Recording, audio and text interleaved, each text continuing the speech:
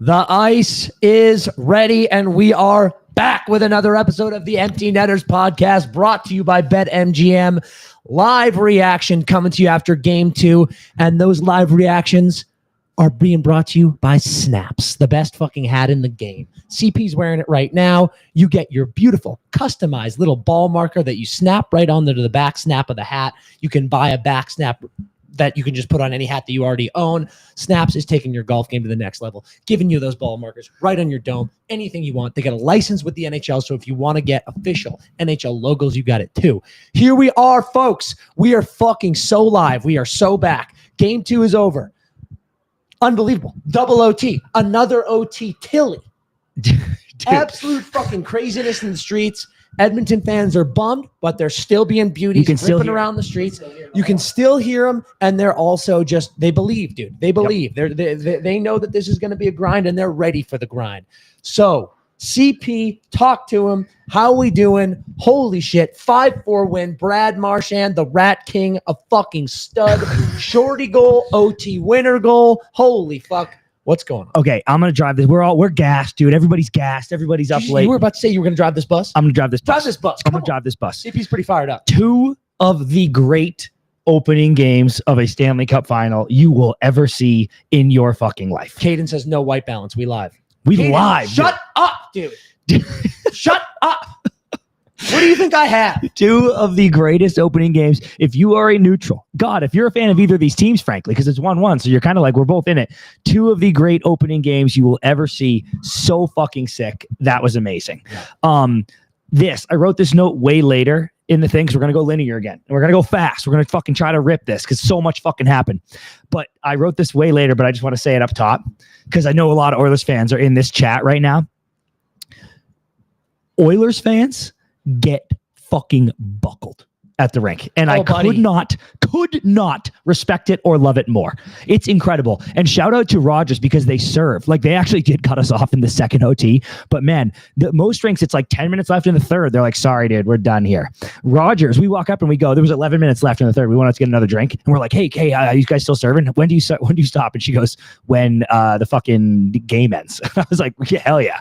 Dude, at the end of regulation, I got fucking Oilers fans falling over in chairs in front of us, literally falling over in their seats. We get into the fucking concourse. They're tripping on each other, spilling beers. It is bedlam, but they don't give a fuck, dude, because they're the working man. They're the working man, and they put their hard hat on, and they take their lunch pail, and they bring it to the fucking rink, and then they booze. They booze while they're there. It's unbelievable. It's incredible, dude. Good for them. Good for them, dude. It was unbelievable.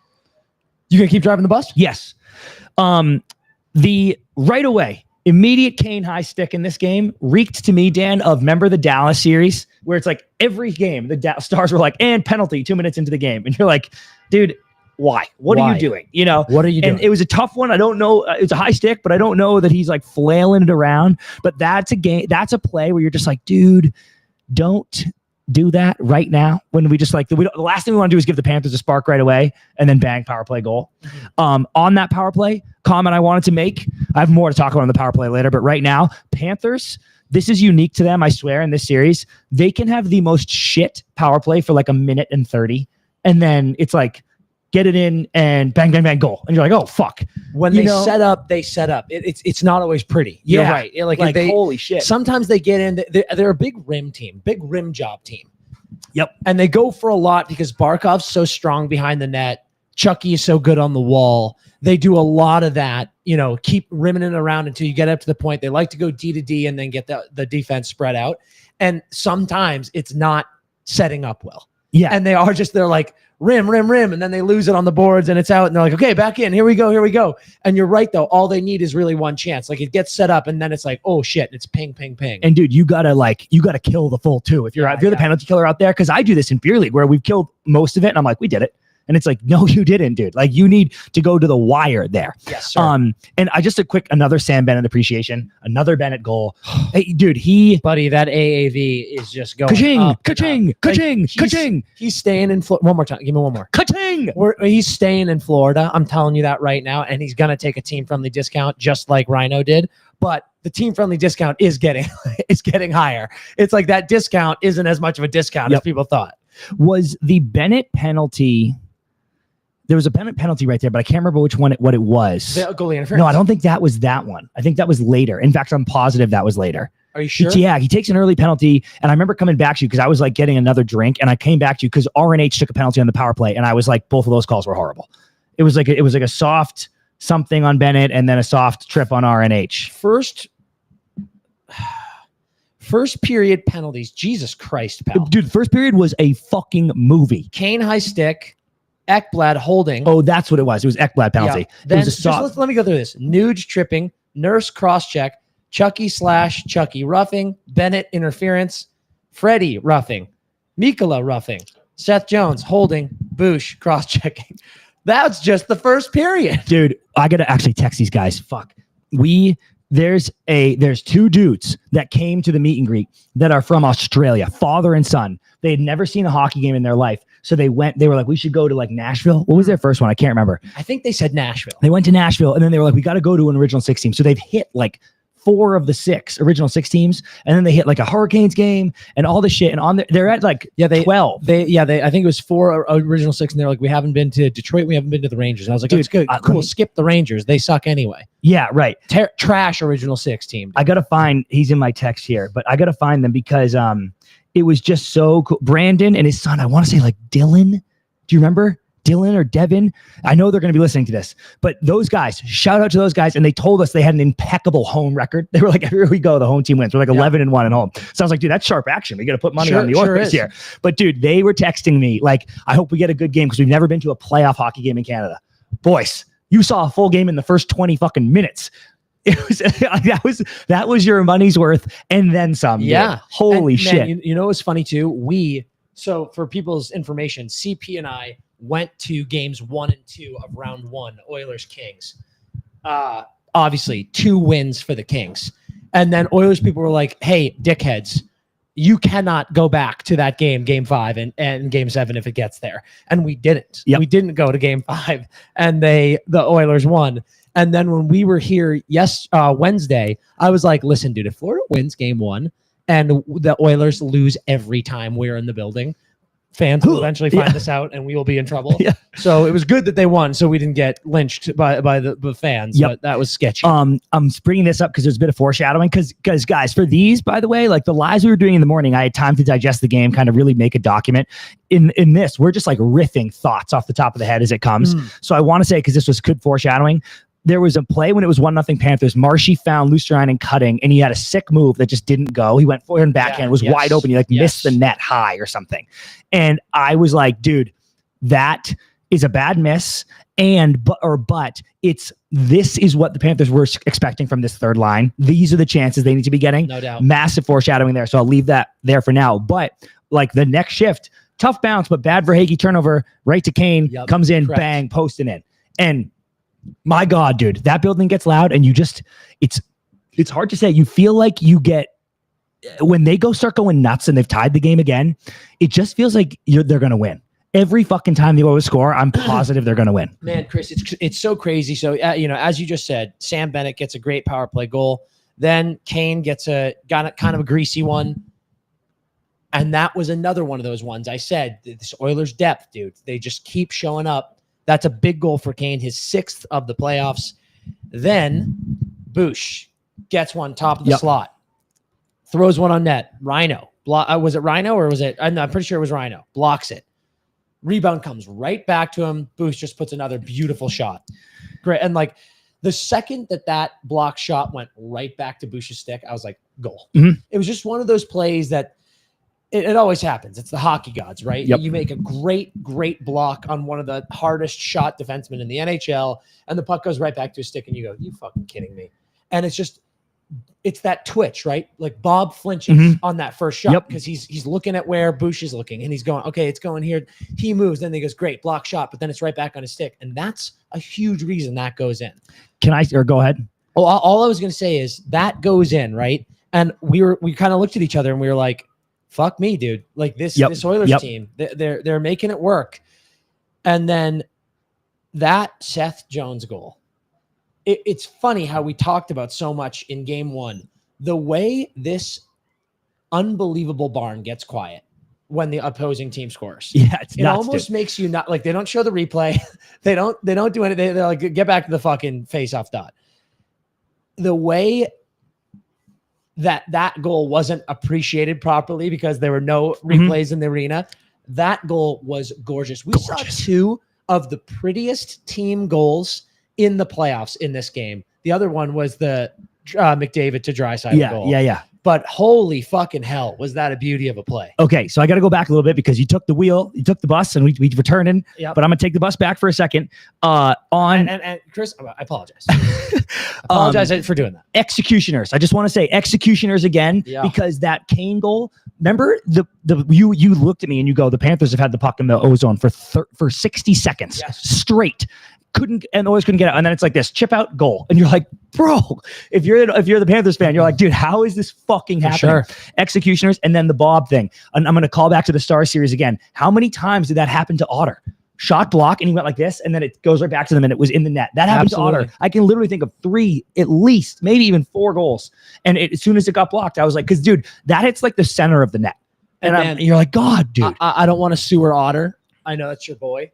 My boy right there. It is very, very noticeable how much better Bob's rebound control is than Otter. Yep. And it's those things that you always wonder. You wonder who checks the game notes, who watches tape.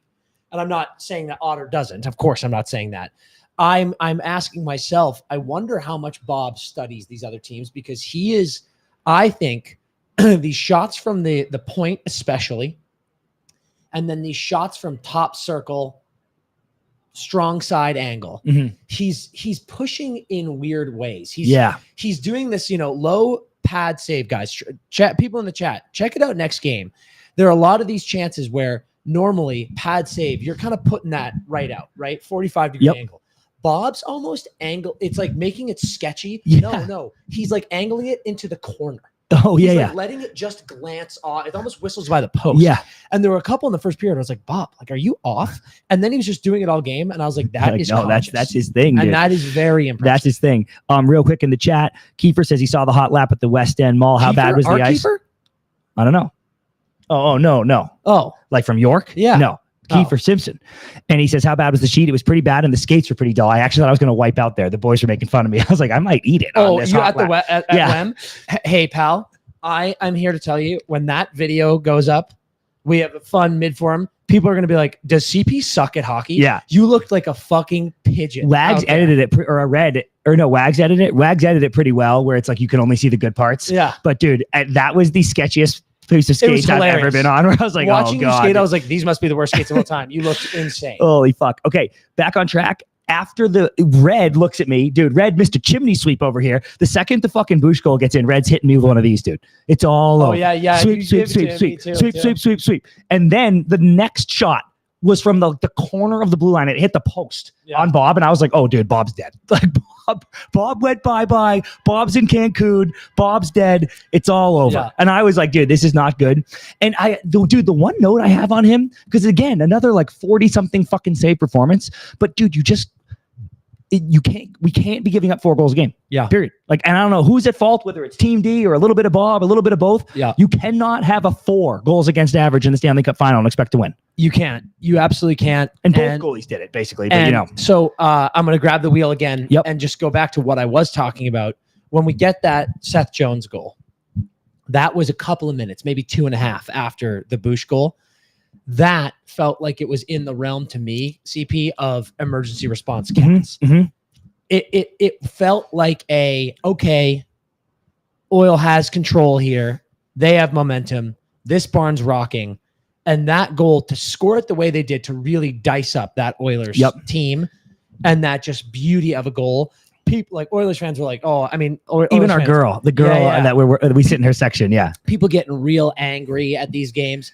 Oh, Oilers fans went, that was pretty.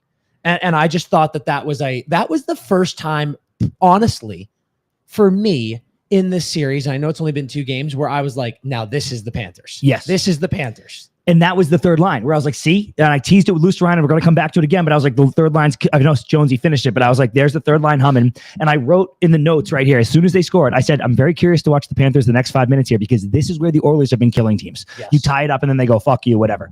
Immediately, this is the Bennett goalie interference. Like not 90 seconds go by and Bennett takes a penalty. Now, let's get into this one for a second, chat. I think that Bennett is pushed again. Period. Okay. Now, I do think, because he got accused of this in game one, I do think he falls on purpose in this game. In game one, I passionately believe he gets his feet kicked out and falls. In this game, he is pushed, but he goes, all right, I'm going down. That's my take. Dude, here's the thing, man. He does it on purpose in both games, but that's okay because he does get pushed over. The first one was a fucking genuine trip. First game was a slew foot trip. This one was a full on shove, but like he's going down. The thing that was crazy to me about this one is I feel like he didn't go down into Stu that hard. And dude, and Stu was fucking, that's my boy. That's my boy. But I was worried for him. I was like, at first I was like, oh shit. And then I was like, oh, you're fine, dude. But yeah, Stu was really winning an Oscar on that one. What's tough is I thought that was a bad call. I didn't like the interference there. I wonder if legit Runes is like, Sam, look at me. Can't do this twice. Yep. Truly, CP. I think that gets called only because of what happened in game one. Yeah, so people are fired up about this, obviously. And I think it's, again, like someone saying Skinner didn't have a chance in game one. I agree, but it's completely his own team's fault, in my opinion, in game one. In this one, I think Bennett gets pushed 1,000%, but then he goes, fine, fuck it, I'm going down, you push me. Then Stu's fucking waving around. You know what I didn't love? And we'd have to talk to Runes to see what the call was right away, but it sure felt like that call came pretty fucking late. Like there was a massive, those were antics, by the way, after that. Antics. Those were fucking antics. We got antics. And then they were going like this. They're pointing at people, and I was like, nice, wow, it's going to be 5-on-5. They're just going to take 2. And then they go Bennett goalie interference. And I was like, oh, wow, you're going all the way back to that. Yeah. Because that hand, dude, I dare people to watch the replay. That hand does not go up on the play. They're not goalie interference. That's like a way later. So that was crazy. Can I take a moment real quick? Can I go off the rails for a second? Yep. It's just there's people on Twitter, people in the chat talking about it. I tossed up a tweet during the game, and I was like, I don't know when something knocked loose, but Stu is in one. He's the stash is talking to him, and full of secrets. A couple of haters have been like, he fucking gave up 5 goals, blah blah blah. Hey, folks, I'm here to tell you, if a goalie gives up 5 goals in 5 periods, that's not bad. That's not 1 goal a period, dude. And Stu's save percentage was just under 8. He had an 8.81 save percentage. He saw 37, just under 9. Yeah. He saw 42 shots that game. It's like, that's not a bad game. No, Stu's the man, and nobody ever say a bad word about him, or you're going to fucking hear about it from me. Bob's unbelievable. Yeah. Bob let in 4. Say something bad about Stu in the chat and see what fucking happens. See what happens. So that, and then you get the fucking gross, disgusting McDry goal, buddy, bro. Another peeper. I gasped. Man, I don't want to suck off the oil too hard here. My jaw's gonna dislocate, and I already have TMJ. Hold on, let me give it to the fans. Wow, that's some ASMR. Could people hear that, you think? Chat, let me know if you could hear that. Hey, Mr. Pesty, we're not talking about Stu that way. Continue. Yeah, chill. Chat, let me know if you could hear my jaw. God, everyone's coming for Stu now. I'm going to have to fight the whole fucking chat. Chat, let me know if you could hear my jaw. I can't believe, dude, cannot believe how dangerous this Oilers team is with a man advantage. Correct. It is, I can't believe their power play was so bad all year. I think it is genuinely the craziest and most fascinating thing I've ever seen in my life watching hockey. Of when that group is out there with a man advantage, I am genuinely holding my breath. Yeah, the whole time, because I'm like, fuck me, how are they not going to score? They move well together. They connect with everything together. The way Connor gets some space and starts moving, it's just like, holy shit, I couldn't even believe defending it. Could not believe it. So on that topic, you get the McDavid goal, or let's just say how sick the goal was out loud, because I didn't let you say that. It was disgusting, man. How does he do that to NHL players? I don't know, dude. The way he walked through 2 guys, he made the announcer on Sportsnet, I think, or probably wasn't Sportsnet. I don't know who the fuck had this game, but if you watch the replay, shout out Robbie, Heat Daddy, our boy, tweeted it, and he goes, "Can I say the R word if I'm quoting?" I don't know. Thunder. Oh yeah.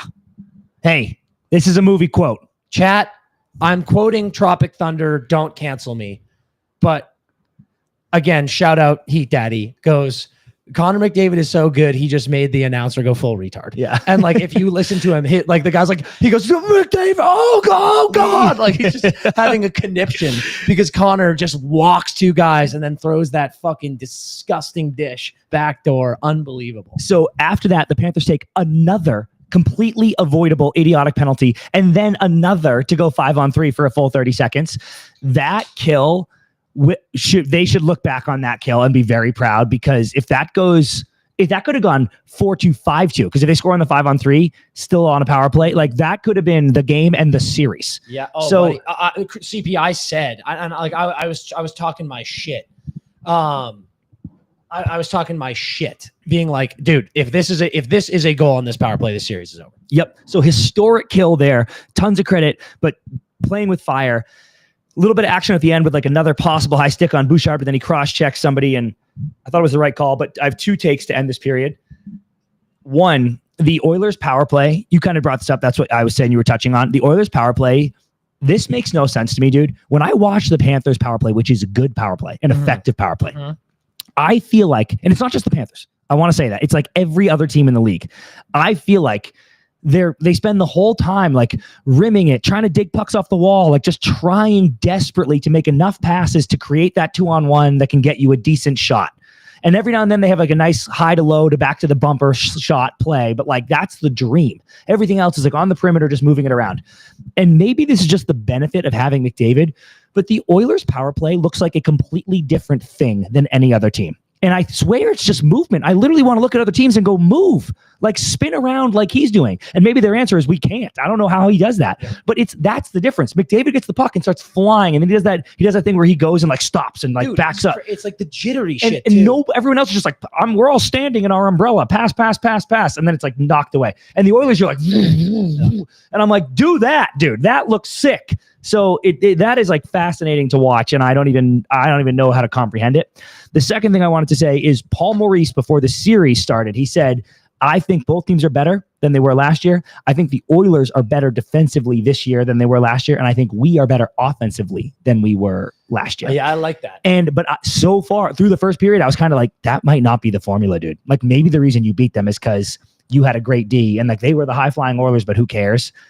I don't think Florida is as capable of beating the Oilers now that they are giving up 4 goals a game. Someone in the chat, because I don't fucking remember, can you tell me how many goals did the Oilers score in the 4 games the Panthers won last year? Like I know they had 1 in the game 7, but games 1 through 3, how many goals did the Oilers score? Because I don't think they were putting up 4 on Bob, and they are now. And now it almost feels like the Panthers, I'm like, you got to score 4 or 5 to win. Red, can you look that up? Look up last year's final, game 1 through 3. How many goals did the Oilers have in each of those games? Because that would be super fascinating to see, CP. Because I have kind of been watching these 2 games. I've been like, what did these games look like? Like what were the Oilers fans feeling like? What were the Oilers feeling like in those games? If you don't have an immediate exit that you're taking with the bus, I have something to say. Please. Okay. Red.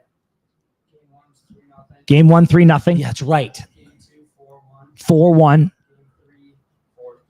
4-3. So they got 3 in that third one, but like they scored 0-1-3, and they've got 4-4 back to back here. And then they scored 8-5. Yeah, then they were lighting it up. Crazy. Yeah. Like, Jesus Christ. But just, I'm like, oh dude, I don't know. I don't know how this works right now. Okay, so here's my thing that I've kind of come to. I get asked all the time on the pod, especially on Hockey Talks, who are my favorite players in the league right now? And it's always a really tough question, especially when you consider like the friendships and stuff. There are guys that I'm like, well, I'm passionately rooting for guys like, Sway, Jarvie, Toff, Dewey, like our buds. But then I'm like, but I love the question of like, who are the guys that I'm like, I love watching this guy. I really always like breaking that down Defense, offense. Okay. My two favorite players in the league to watch play hockey are both in this series. Leon Draisaitl and Forsling. Yes. Come on. Do I know my boy? God, that was some McDavid. That was some McDavid Draisaitl shit. Say, dude, these two guys. I'm gonna give. I feel like I've been sucking off Leon for a while. So you have. I'm gonna be quick with him. Don't do the jaw thing again. Don't do it. I'm not. Don't do the jaw thing again. And a tug. But Leon is just man. The amount of people who talk about Connor all the time. This guy is just out of this world. But for a moment, let me wax poetic about Gustav Forsling. This guy is out here. I thought actually game one, for how high of a standard I have for him, I thought game one I could have seen a little bit better from him. Yep. And then, my God, pal, I'm watching this dude eat minutes always on the ice against Connor and Leon. And seeing the way he expertly blocks shots. He had a few today. Those backdoor passes were going across on odd man advantages, on just, runs a play, good possession. Guys are hemmed in a little bit. The way he gets his body in front of pucks, blocks those backdoor shots. And also just the way he uses his stick defensively. Yeah. It sounds so stupid, right? It sounds so simple. Oh, a defenseman, he's good with the stick. Another thing I would implore the listeners, people in the chat, next game, keep an eye on what Goose does with his stick. The way he, when he is caught flat-footed, caught in a bad change, maybe his gap's not great. And one of these guys, like Nuge, like Connor, obviously, who have unbelievable feet, really quick players. KK, I feel like insanely fast. They don't turn him, but they're like, okay, we're hip to hip. I'm a little bit by you. The way he patiently will have his stick on one side, let the player step in front of him so he can move it to the other. He hits butt ends to get people moving their arms forward. And how many plays do we see today where Goose laid down on the ice? That one against Kane. Dude, insane. Someone just said the stick while sliding on Kane. Full extension, fish hook with the blade of his stick, pulls that puck off his stick. That was a goal. And I got to tell you too, remember, we're jumping ahead, but remember in overtime, I actually thought McDavid was very quiet in overtime, and that's a lot due to Forsling and Barkov. But at the early overtime, McDavid had that one shot out of a cannon moment. We got a text from Locks being like, this guy's a mutant, dude. It's overtime. He's looking Indy 500. Forsling chased him down, and McDavid still got the one hander off that slid by Bob, but that's almost anyone else in the league. That turns into a McDavid borderline clear breakaway, starting at the blue line. And Gus kept him outside enough. That was actually a tremendous play. Tremendous play, CP. Okay, so going back early in the second, it was 3-2, and I remember thinking the next goal is so fucking massive. And I wanted to just highlight a few as I get to them, a few historic Bob saves during this game that are changing the game. If you go back and look, there was a 2-on-1 2 minutes into the second period. McDavid in a closing Bouchard. McDavid, someone drops to McDavid. He walks in, little sauce over to Bouch. Absolute clean rip. Bob gets the body over, takes it kind of off the chest plate. Dude, these are game-altering saves. That's a clean 2-on-1 backdoor bang. Real. Absolutely insane. Then Kulikov gets one. Finally, some sustained pressure of the Panthers ends in a Panthers goal instead of an Oilers goal. So I thought that was a huge moment. A lot of fans, this was the one time I was kind of like, Oil fan, chill, dude. The rink, anyone who was there, I don't know if anyone in the chat was actually at this game, the rink was up in arms at wanting a Matthew Tkachuk goalie interference on that goal. And I was like, calm down. That was the first time I was like, the Bennett shit is actually in your head. We're turning into bitches. I was like, dude, we're turning into bitches with asking for goalie interference.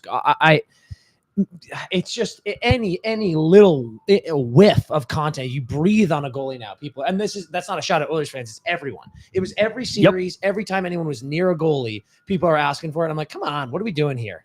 Dude, so and people in the crowd were like, challenge. And I was like, challenge? Not only will you lose that challenge, then you go in the fucking PK and they might score again. Didn't you learn this lesson from game one? So I was disappointed in that because that was nowhere near fucking goalie interference. And if you are upset about that, there's plenty more to be upset about in this game. Fucking forget about it. Panthers tie it, and I write again.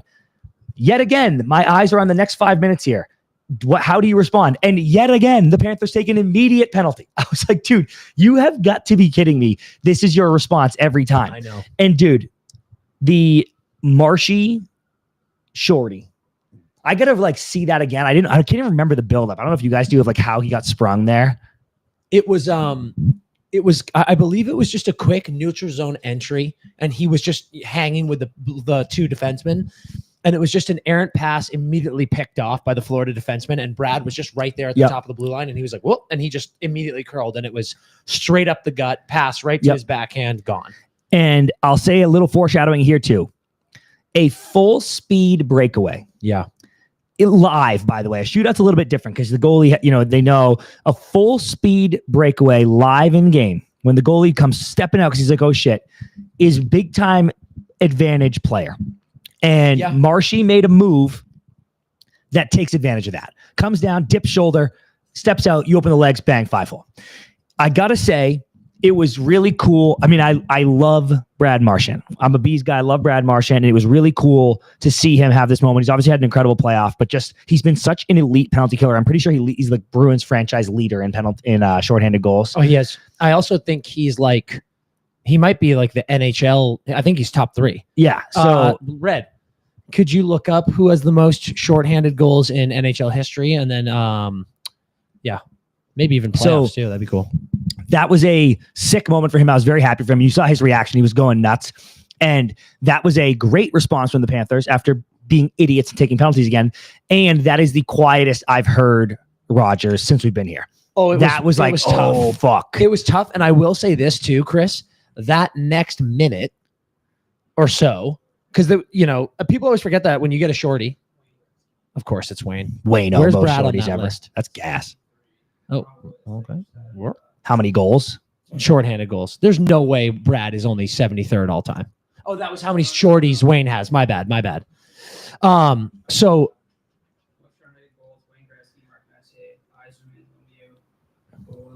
Gretzky, Messier, Yzerman, Lemieux. Marshy number 8. So top 10 in eighth the all NHL. time. So sick moment for us. Sick moment for the kid. By the way, dude, Brad Marchand is a Hall of Famer. Well, I think so, but if he gets his cup, he'll be in for sure. And if he doesn't, then so what I was going to say is, people always forget you get a shorty, and it's like, oh my god, it can suck the wind out of you. But then you're like, well, we still have a power play. So but that next minute or so was the worst Edmonton's power play has looked. That definitely momentarily definitely deflated them. So the period ends, and now we're looking at another chance for the Panthers to touch on that stat. 31-0 with a lead after any period. Mm-hmm. Now 31-1. And now I'm sitting in Rogers being like, if this goes 31-2, like you said, it depends on how they lose. All of a sudden, you're going to feel really bad again. Yeah. Right? Period starts, and the Oilers had a power play to start, but you were right. They were kind of just rattled from all that shit. I thought halfway through the third, really the whole third, but halfway through, I give the Panthers a lot of credit for playing a much better period. Yep. They were outshot still. Maybe Red checked the shots in the third. They were outshot still, but it wasn't. The third period on Wednesday was a shit show.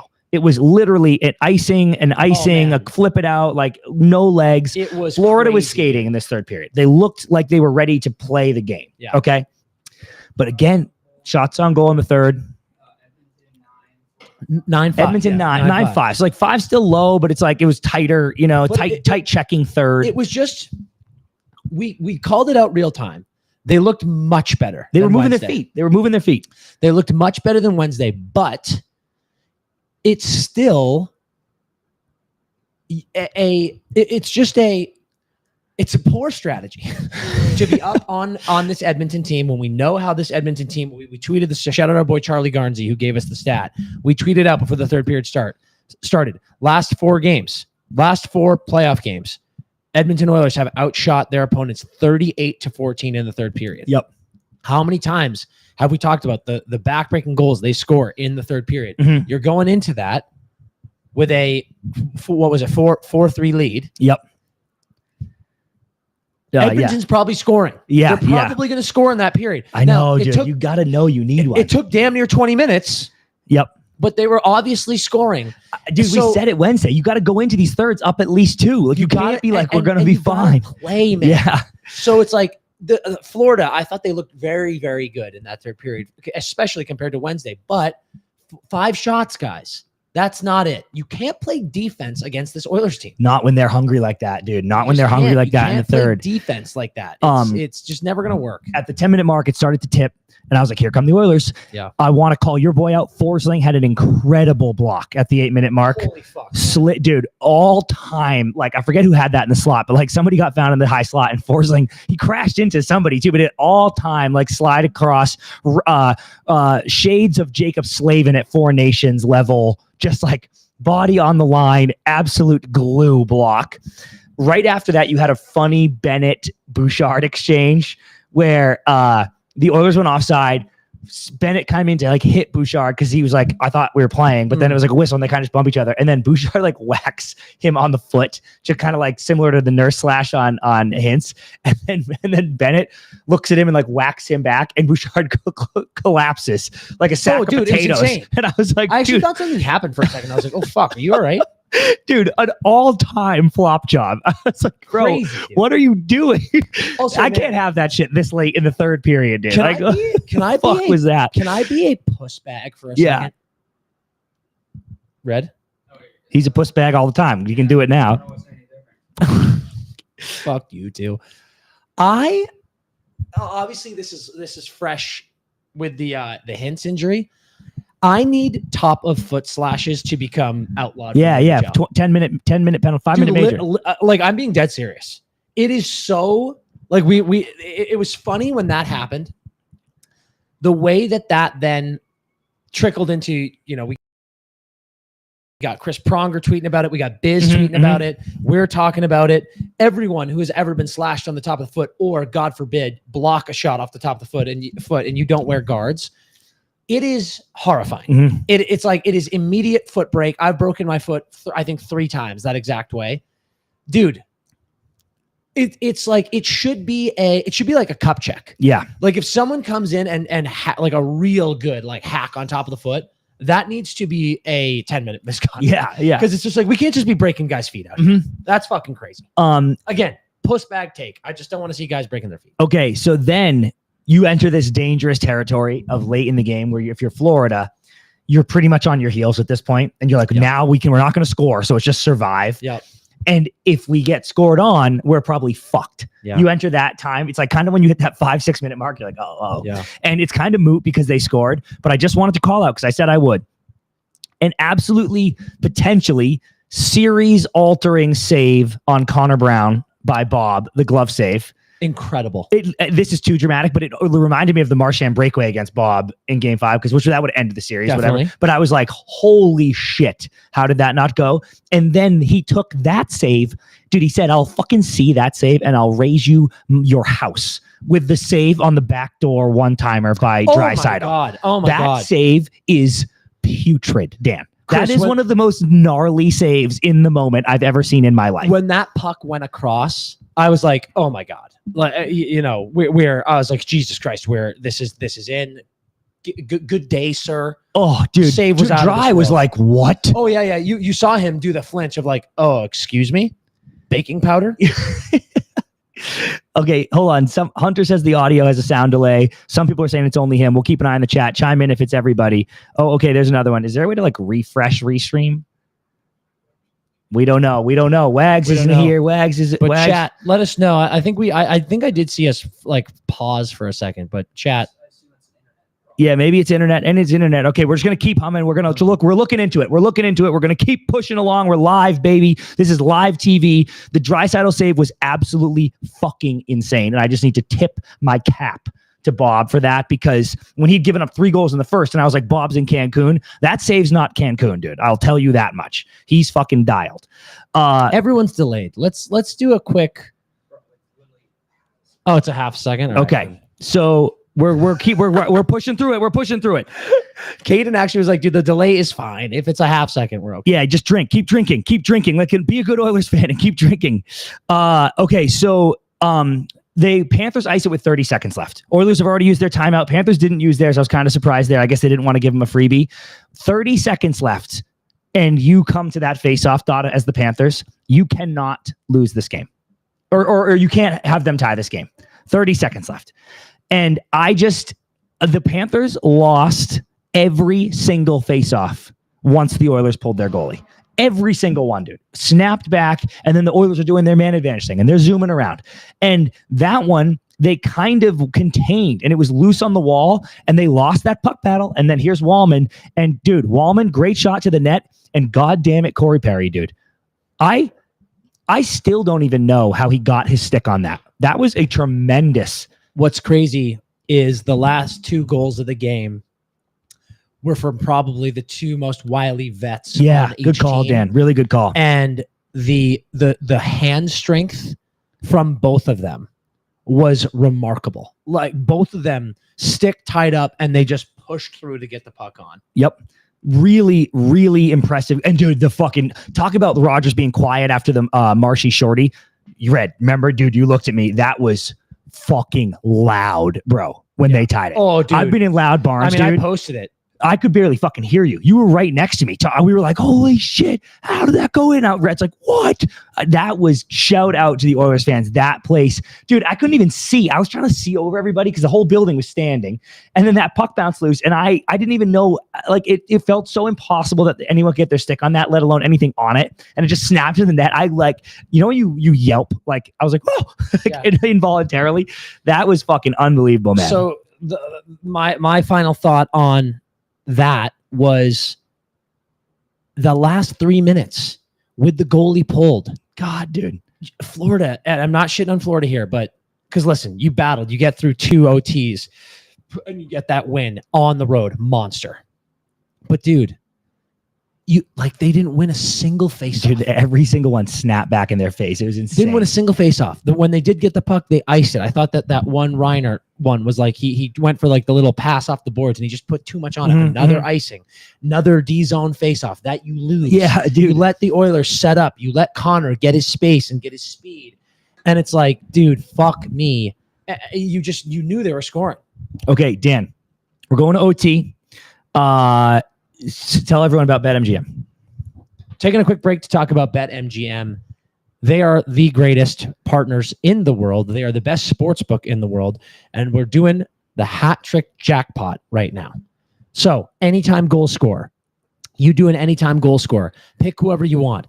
If your goal scorer scores 3 or more, getting that hat trick, you get put in a pot with a chance to win $10,000. That is absolutely ridiculous stuff. And they're also doing your second chance right now. So you pick that anytime goal scorer. If they don't get that first time goal scorer. And if they don't get that first time goal scorer, oh no, not so fast, my friend. If they score the second goal of the game, bang, you get your stake back. So that second chance is coming in. You're getting into the hat trick jackpot. And then also, if you sign up right now for BetMGM with promo code NETTERS, NETTERS, you can bet up to $1,500, and if you lose it, you get it all back in bonus bets into your account. BetMGM, taking care of you better than anyone else on earth. Okay, but I got to read this. Hold on. Well done. Gambling problem? Call 1-800-GAMBLER. Call 877-8-HOPE-NY or text HOPE-NY for New York. Call 1-800-327-5050 for Massachusetts. 21 plus only. Please gamble responsibly. Call 1-800-NEXT-STEP for Arizona. 1-800-BETS-OFF for Iowa. 1-800-981-0023 for Puerto Rico. First bet offer for new customers only. Subject to eligibility requirements. Bonus bets are non-withdrawable. In partnership with Kansas Crossing Casino and Hotel. See BetMGM.com for terms. U.S. promotional offers not available in New York, Nevada, Ontario, or Puerto Rico. Wow. That's clean. That's clean as hell, to be honest with you. I think we should risk it and reload the stream and see if it can fix the lag. Okay, I don't know how. God knows how we do that. Producer Red is saying absolutely not. Yeah, no chance. Okay, we go to OT. Dude. Wait, hold on. In the chat, John goes, bunch of corporate sellouts, hate to see it. Derek goes, John, the boys have to get paid. It's free content. It's like, come on, John. It took a minute to do an ad. It was quick and easy, baby. Okay, so in overtime. What the fuck? Caden says live reading GOAT CP. What about me, dude? I just did a full ad off the rip, Caden. Nah, you a bitch, dude. You literally read something. Yeah, but did you hear the pronunciation? The enunciation. You're a bitch. Wow, Derek says what leg? Maybe we're back, boys. Come on. Okay, so we go to OT. And I said to you guys at intermission, I do not know how you recover from that if you're Florida. Like I don't even know what the fuck you're saying in the room because you were just like, you have got to be fucking my dad right now that this is what's happening. So I give them credit for coming out and playing pretty good in OT. Oh, the Oilers had another big shot. Can you check shots of the first OT? The other Oilers had another big shot OT again. And I would say they were the more dangerous team. There was 13-8 Oilers. There was a stretch in the middle where the Panthers activated flip out mode every 5 seconds again. Yep. And I was like, oh, dude, it's like, you're in trouble. Here it comes. And they hung on. And the killer is they had, even though they were the less dangerous team, they had the best chances. The Marshy forehand, backhand save, rebound under Stu's both pads off the far post. That's one of those ones where you go, we're dead, dude. We're dead. Like, how do these not go in? And now we're fucked. And they rallied around that, but we simply must talk about the Sam Reinhart breakaway. I'm so glad that you got there. I want to talk about it. And then after I talk about this, I want you to talk about Ziotics. Okay. We got to do that. Do Sam Reinhart first. Sam Reinhart must be hurt. He has seemed very off. He is such an insanely good player. And he felt not like a non-factor tonight, but I just didn't see him enough. Yeah. He missed a couple, He got that fucking brutal knee on knee. Yeah. And he was knocked out of the Aho hit. And he was just like, it just doesn't look like he's been right since. And that breakaway, like, first of all, he almost fumbled the puck and didn't get the breakaway. And then the Oilers were so tired that they just let him walk. It might as well have been a shootout. All the time in the world, Stu at the top of his crease, so far out of the net, had quick backhand, forehand written all over it. And he just shoots it and like shot it wide. It was just. Can we say the text we got, or is that? Yeah, of course. Does that dude not want to put Rhino on blast publicly? Dude, Oshie is a member of the team. Dude, we get an immediate text from Oshie, and he goes, "Full speed breakaway, low blocker shot, no deception, miss net." Crazy move. And he goes, literally, you go forehand. Skinner's out of my man Stu, my stash boy, is out of the paint. If you literally go fake shot to the backhand, Stu is in the corner. Stu slides to the corner, and then you just bring it back to the forehand. Oshie goes, take it back to forehand, and I text back, yeah, and just elevate, and you're golden. Because Stu does have those long fucking legs, you know? And Oshie goes, you don't even have to elevate. He'll be gone. He'll be in the corner. Just slide it into the open net. That decision, Dan, because I said to you, I even leaned into you at one point in the game, and I go, where's Sam Reinhart at, dude? Like, that's a fucking, what do you have, 50 goals the other year? Like, that's a goal scorer, dude. That's your game 7 game winner guy. I need him. And Verhaeghe's like streaky, right? Like Verhaeghe got hot at the end of the Carolina series, and he'll be a factor in this series. But Sam Reinhart's kind of like consistently a guy. And he has been very quiet. It's only 2 games, but he's been very quiet. And remember the one, like, it was early, he kind of had it was on edge, but it came up on his stick and it was launched like so high off the glass, and you looked at me like, that was a terrible shot. Yeah. He has just been not dangerous. No. And I go, sometimes this can change everything. Clean breakaway, you win the game for the boys in overtime. Let's go home. You start buzzing. And now I see one go in. And dude, actually, in his defense on the replay, because we got the replay on the TV, it did look open, you know, but I am so baffled by the decision to just shoot that, and even more the miss the net. How you don't even put Stu to the task in overtime. Like I was like flabbergasted. Yeah, it wasn't great. We don't need to harp on it, but I just think it's a sign that maybe he's a little banged up. Talk to the people. Hey, Red, actually, question for you. If when this live ends, are those cameras still recording? No. Like everything's going to shut off? Like, I just wanted to read the ad after. I think we just do this like other shows do, and let's read 2 ads in a row and get them. Chat, bear with us. We're going to do a quick 2 minutes of ads. Okay, so we have a brand new sponsor again. Another second episode in a row, brand new sponsor. I'm actually pretty psyched about this one, and we're sponsored by Chubbies now. Hell yeah, I got a pair of Chubbies swimsuits already. Come on, Chubbies. Okay. And summer's right around the corner. Summer's here. Summer here already. I know it's not technically summer. I think that's June 21st, but summer here. And I got my Chubbies trunks, and I'm ready to rock. So, you know, if you want comfortable swim trunks, you got to go to Chubbies. All right. They're comfy. They're casual. And we got the shorts too now. Remember? They gave us the Chubbies original stretch shorts. They're available in long, short. You can actually get like really short. You can get like a 4-inch which is chaos. But they're amazing. They got the Chubbies Performance hanging out. They got the Chubbies Performance Polo. You can pair that. It's great for a brunch. It's great for a backyard party. And of course, the classic line swim trunks. Those are the GOAT. They have the most insane patterns.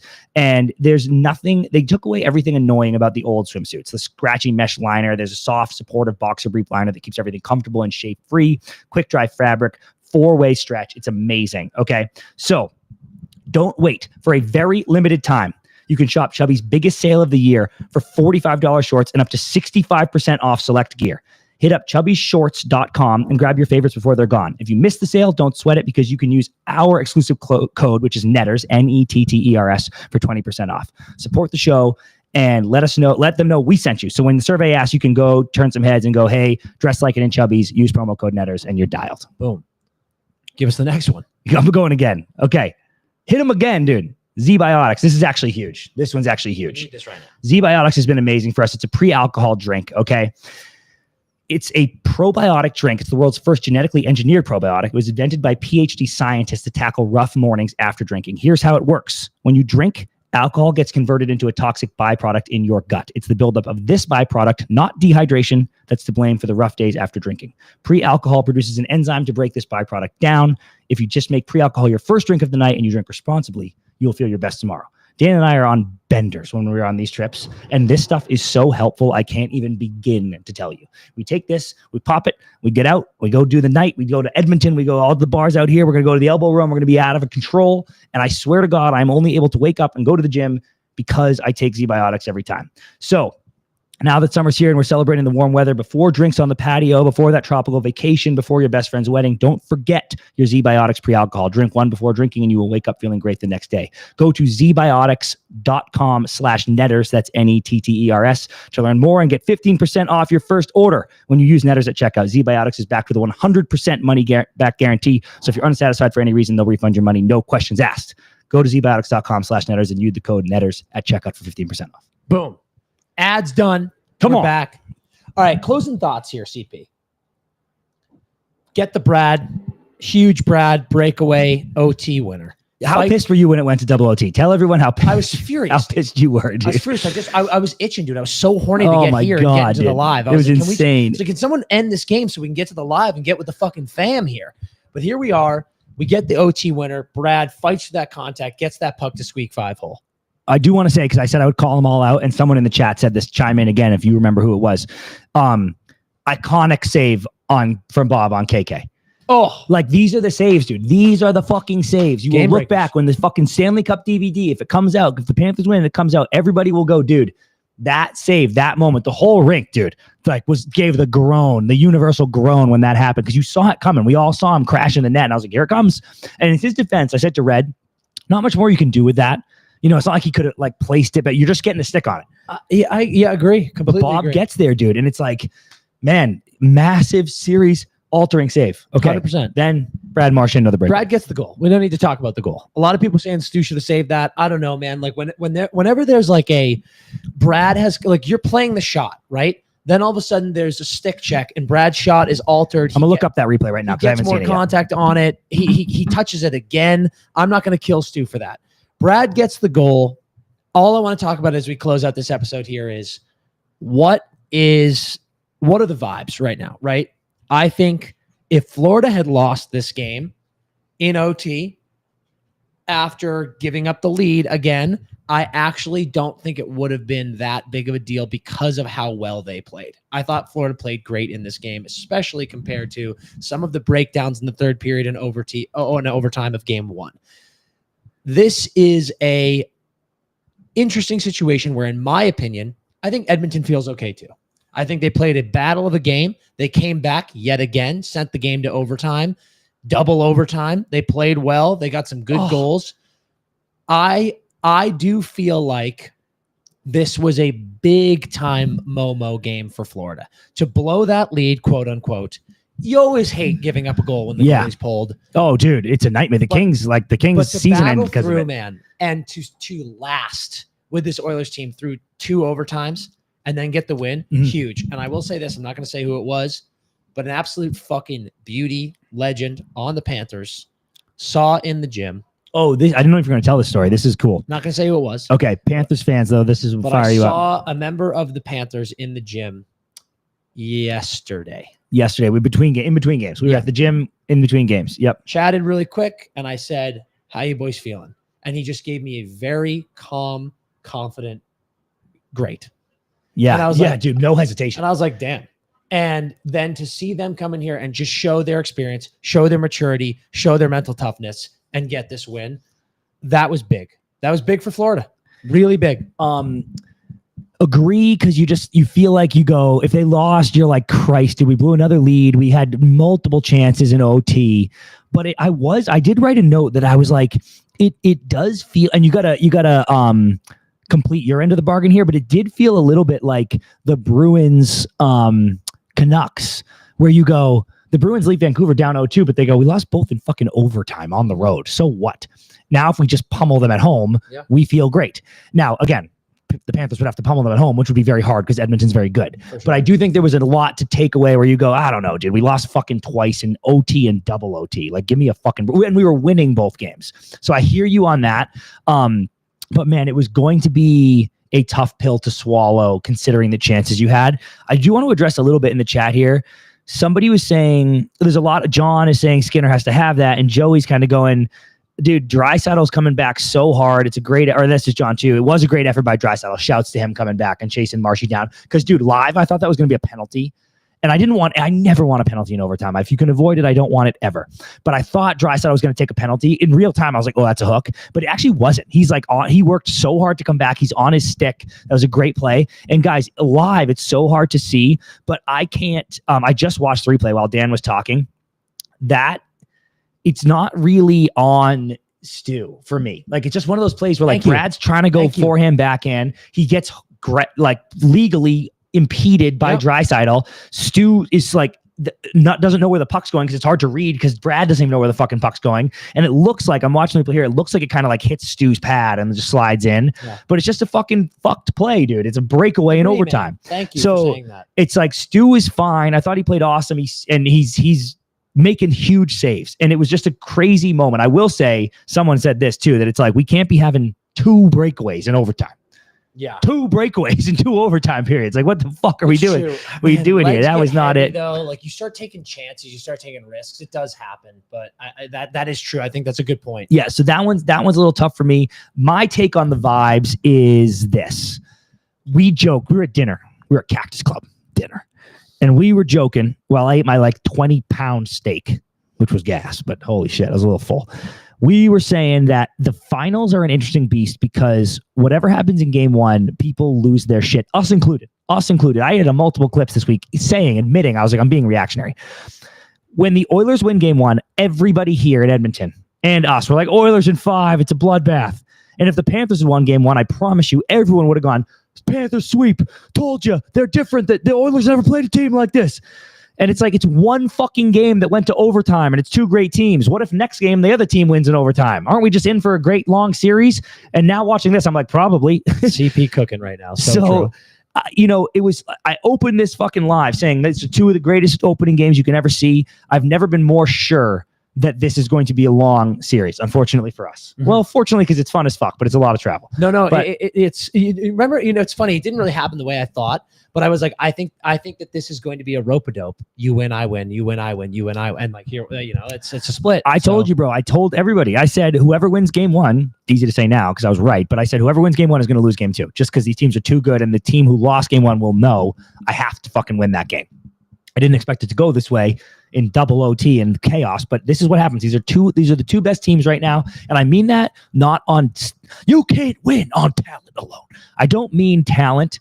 I just mean this. What he says. What does he say? You can't win on. He says, you don't have enough talent to win on talent alone, which is such a fucking shot by your coach. Yeah. But this isn't the 2 best talent teams. That's not my take. My take is these are the 2 most well-coached and resilient teams. These are the 2 teams that will not roll over. We're going to fight you till the very end. That's why they're in the final, and that's why I'm excited to watch this bloodbath. I'm officially stating I will be shocked because there's a way to spin this, Dan. If you're a Florida fan, and I'm sure Maurice is saying this in the room, that he goes, boys, We just split, and we got the split that we wanted. And the only one they beat us, we blew a 2-goal lead, and they had to beat us in overtime. We're about to go home and rip their throats out in Florida, and this thing's over in 5 our way. That's a narrative that would very much make sense to be brought up. But I'm currently saying I would be shocked if it's not 2-2. Like if Florida just rolls them twice in Florida, I'll be like, oh wow, I did not see that coming at all. No, I don't see that coming at all. I think, man, this is just if you're not a fan of either of these teams, as in, like, I'm not saying you don't like them. If you're just like, yeah, I'm just watching, this is as good as it gets. I think these two teams are fucking titans. I think that they're so good. They're playing well. There's elite talent all over the ice, and these games are just going in the most entertaining fashion you could possibly imagine.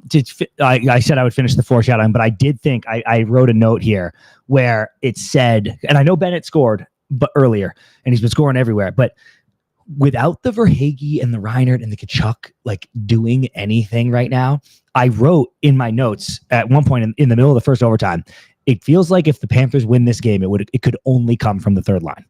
And then it was Brad. And it's a great pass. It's a nice play off the wall from Lundell, great pass, whatever. And that is the advantage we said they would have before the series, is that third line. That third line delivered tonight. You got an Arvidsson goal in game 1. The third line didn't deliver. Florida. Edmonton wins. I really think that's going to be a thing that swings it. Unless you can get more from those top guys. And just as much a credit to the Forslings and the Barkovs of the world to keeping McDavid pretty quiet.